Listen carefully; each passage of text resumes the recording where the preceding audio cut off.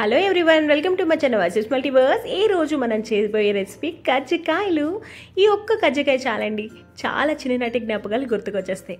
మనం అమ్మ చేసే రుచి ఇప్పుడు మన చేతుల్లోనే ఎలా చేయాలి ఏంటో ట్రై చేసేద్దామా? చూసి మీరు కూడా ట్రై చేసేయండి. దీనికోసం నేను ముందుగా ఒక ప్యాన్ పెట్టుకొని అందులో 2 టేబుల్ స్పూన్ పల్లీల్ని మంచిగా వేయించుకొని పొట్టు తీసి పక్కన పెట్టుకున్నా. ఆ తర్వాత అదే ప్యాన్లో 2 టేబుల్ స్పూన్ నువ్వులు కూడా వేసి వాటర్ని చిలకరించుకుంటూ మంచిగా లో ఫ్లేమ్లోనే ఫ్రై చేసుకున్నాను.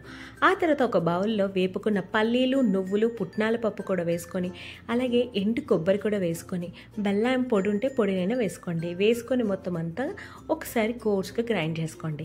గ్రైండ్ చేసిన దాన్ని పక్కన పెట్టండి. ఆ తర్వాత ఒక బౌల్ తీసుకొని ఒక 250 గ్రామ్స్ ఆఫ్ మైదాని వేసుకొని అందులో 2 టేబుల్ స్పూన్ హాట్గా ఉండే గీని వేసుకుందాం.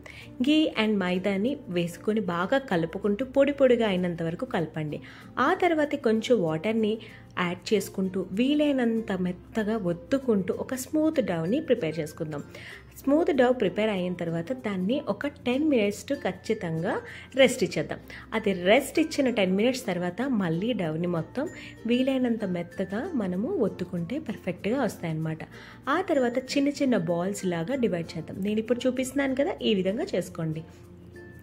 మొత్తం అంతా మనం అలా ప్రిపేర్ చేసిన తర్వాత మీకు చపాతీలు చేస్తారు కదండి, ఆ విధంగా వీలైనంతగా సన్నంగా మనము పల్చగా వచ్చేంత వరకు ఒత్తుకుందాం.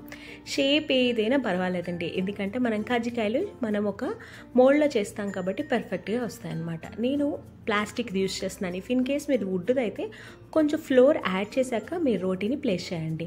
నేను ప్లాస్టిక్ దాని మీద డైరెక్ట్గా వేసేసి నేను మొత్తం ఏదైతే పీనట్ పౌడర్ చేశానో అది వేసుకొని మొత్తం వెజ్జెస్ని వెట్టిగా చేసుకున్నాను. ఆ తర్వాత ఎక్స్ట్రాస్ని స్పూన్తో ఇలా రిమూవ్ చేశాను.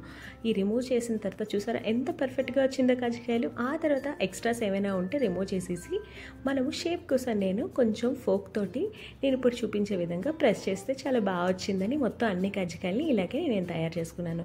ఆ తర్వాత మేము ఏదైతే హాట్ ఆయిల్ ఉందో ఆయిల్లో వేసి మీడియం ఫ్లేమ్లోని లైట్ గోల్డెన్ బ్రౌన్ వచ్చినంత వరకు ఫ్రై చేసుకున్నాను.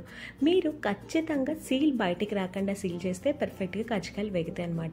మీకు ఇది నచ్చిందా? నచ్చితే మీరు కూడా ట్రై చేసేసి షేర్ చేయండి. మన ఛానల్ సబ్స్క్రైబ్ చేయండి. మరొక రుచికరమైన వీడియో కదా మళ్ళీ కలుద్దాం. Please subscribe to my channel. Thank you so much.